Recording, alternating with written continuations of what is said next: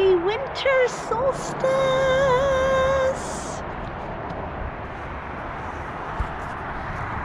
Well, I hope that image worked out. We'll find out, won't we, though? So, at, I believe, 5:03 this morning, it was officially the Winter Solstice for this year. For the Northern Hemisphere, it's the winter. So for us, this is the darkest night of the year, already done with. And fittingly, things are really starting to melt, as you can see from where my feet have been. Yeah, it's really starting to melt away here. So we'll see how long it takes for the snow to come back again. It's still supposed to rain.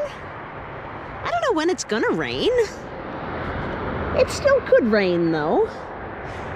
And then tomorrow it's supposed to be in the 40s, which is a bit above freezing. We'll go look at what that is later on. But yes, indeed. All my little features are starting to catch the sun again. And you can see the edge of the tire stairs quite cleanly. And I do still plan to bring safety razor box cutter type of situation and cut the front lips, because they are still doing that squish thing. And if I cut the front lips, then it will become rigid like this one with every step, instead of hollow like those with every step.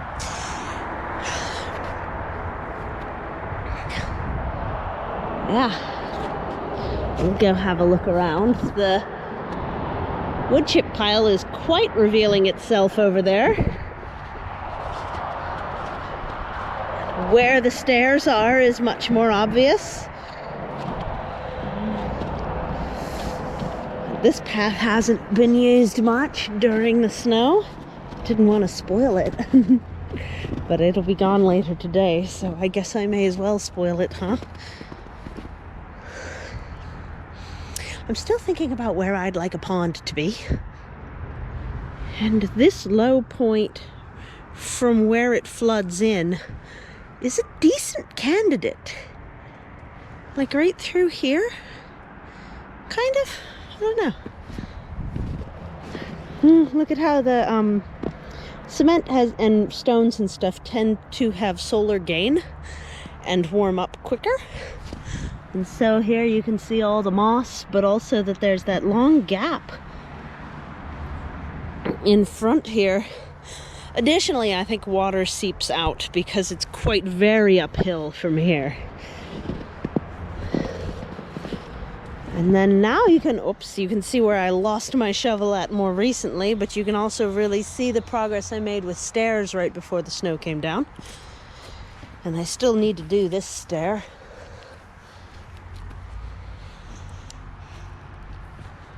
And then this bit, I could slip still there, but you've seen me slip in that section quite a few times, and I'm hoping that the installment of stairs is going to be a very helpful thing. Yeah, the pathways are fully cleared, and I didn't do this. This did itself. And yet again, it shows you how bare ground has thermal mass and melts the snow more quickly, much more quickly than wood chips and even cardboard, because here we have cardboard underneath, and there we have as well. It's great. And then the stones that I've moved around a bit in there have melted fully. This is the pond's overflow point. What was going to be the pond and now is not going to be. It's going to be the hole for the pear, which is the stick right there, I believe. And it, I think I'm going to have to cut it back severely in order to have it. Let's go see how the rain barrel overflow is going, because it's still on Overflow, you can see how this has been capturing warmth as well. It's filling quite nicely. And then it's overflowing sufficiently as well. Good, good. That's very wet right there. But it's going to run down there. I should indeed check my basement. That looks more like kitty cat prints just from the distance between them. Looks a lot more like kitty cat prints. Oh, look how squishy. So squishy. And then right here we have the, whoop, it's slippy, but there's 2 foot of wood chips in a ditch. But you can't tell it's a ditch because I filled it up with 2 foot of wood chips.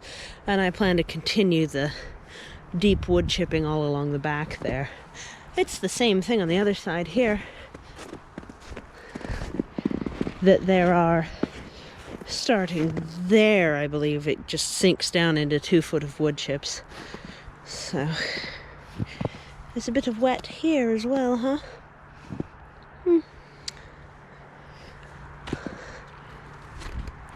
So let's quickly look at the pear. You see, it's interlaced itself with its espaliering quite thoroughly, and it's easiest to tell this from the back. So let's go up the back. Woo, slippy. I need to fix the stair there too, you see, but I don't use it nearly as much.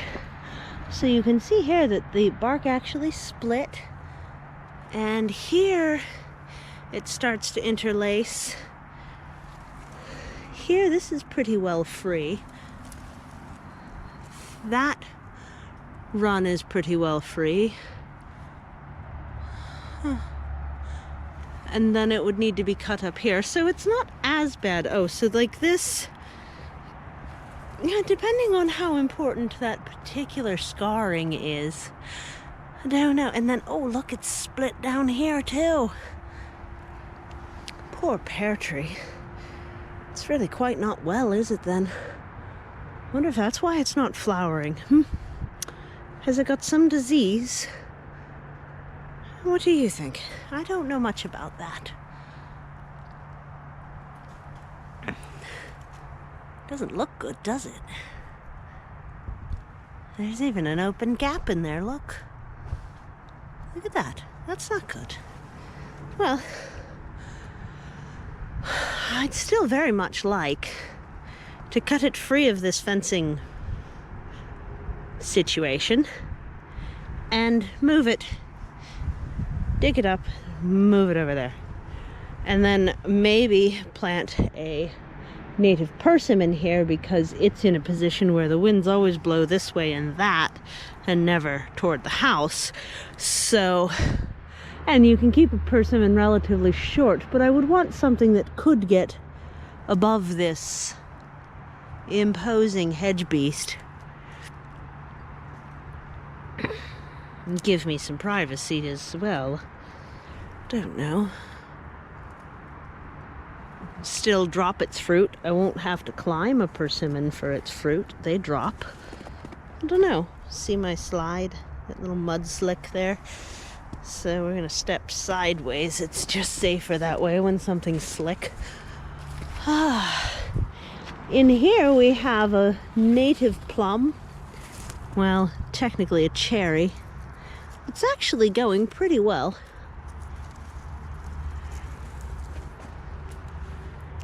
But I had to enclose it with fencing because it was getting eaten down to the ground initially. Prunus besseyi. It's a native sand cherry, and it's the full native, not like native cross. The purple leaved one is a cross.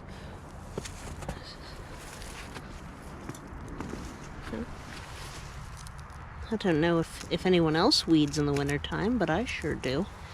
Every moment I can do it, I do it. That's how you keep the weeds down, that and a whole bunch of wood chips, huh? I'm not convinced that the roosters are quite enjoying their new feeder I gave them.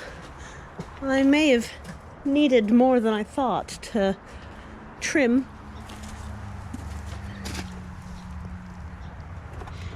The bottom of that port, is they have to stretch a bit to get in. I'm not seeing a food level drop as fast as I think it should. But then again, I might just not know. Their water level's fine, everything's thawed. That's good. And I noticed the hens had an egg for me again.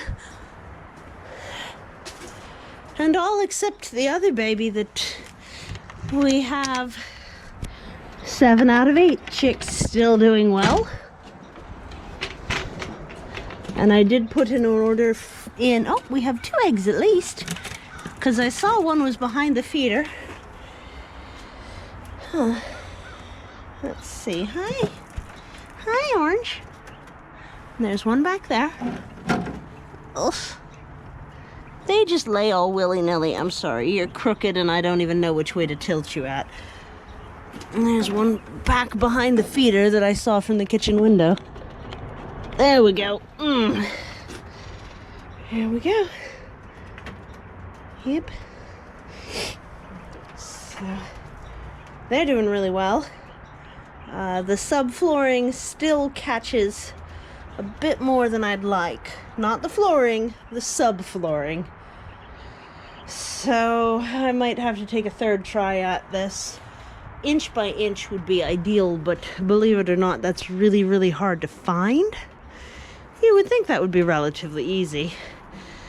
But, no, it's either a 1/2 inch or it jumps straight to 2 inch by 3 inch after that. It's very, very annoying. So, here's the collection for today. Solstice eggs.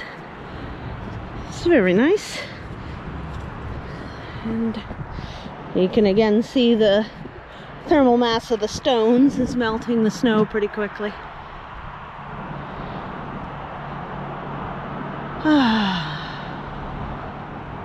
Happy solstice.